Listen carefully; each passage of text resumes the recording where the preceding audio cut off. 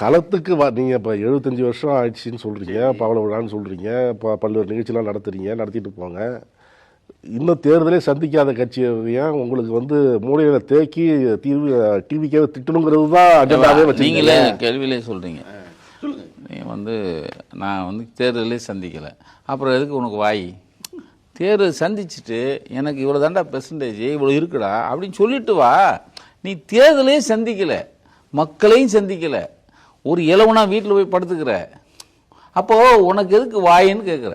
அதாவது நீங்கள் இந்த மாதிரி திமுகவுடைய நீங்கள் 75 வருஷத்தை விட்டுருங்க, தொடக்க காலத்துக்கு தான் திரும்ப போகணும்.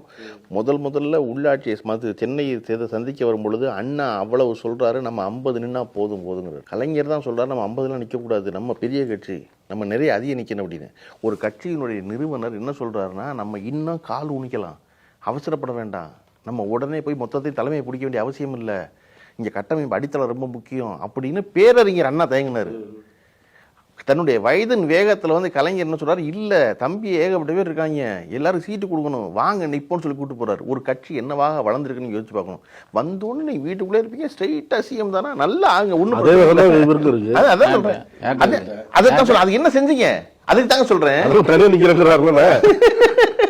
அண்ணா சொன்னதை நீங்கள் முதல்ல இந்த இது பார்த்துட்டே இருக்காங்க, முதல்ல பனையூருக்கு பாஸ் பண்ணுங்க. அவர் என்ன சொன்னார், அதிகமாக வேணாம் 50 போதும், நம்ம கால் ஊண்டிக்குவோம் அப்படிங்கிறாரு. நீ இப்போ சிஎம் கனவு அண்ணா சொல்லியே, கலைஞருமே அதிகமாக நிற்கணும்னு தான் சொன்னார் ஒழிய அவர் சிஎம் கனவு சொல்லலை.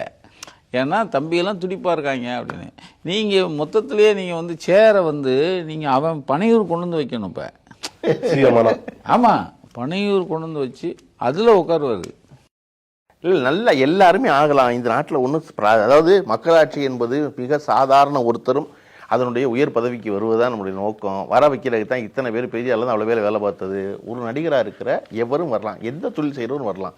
அதற்கு நீங்கள் என்ன வேலை செய்கிறீங்கிறது இருக்கு இல்லையா, அது ரொம்ப முக்கியம் இல்லை. அதாவது ஜென் தத்துவம் ஜப்பானில் வந்து என்னென்னா, எப்பொழுதும் பழமையாக ஜென் துறவிகள் பேசுனது இருக்குல்ல, அதைத்தான் எடுத்து இன்றைக்கும் பாடமாக சொல்லிக்கிட்டே இருப்பாங்க பள்ளிக்கூடம் வரைக்கும். அதில் ஒரு 7 இருக்குது.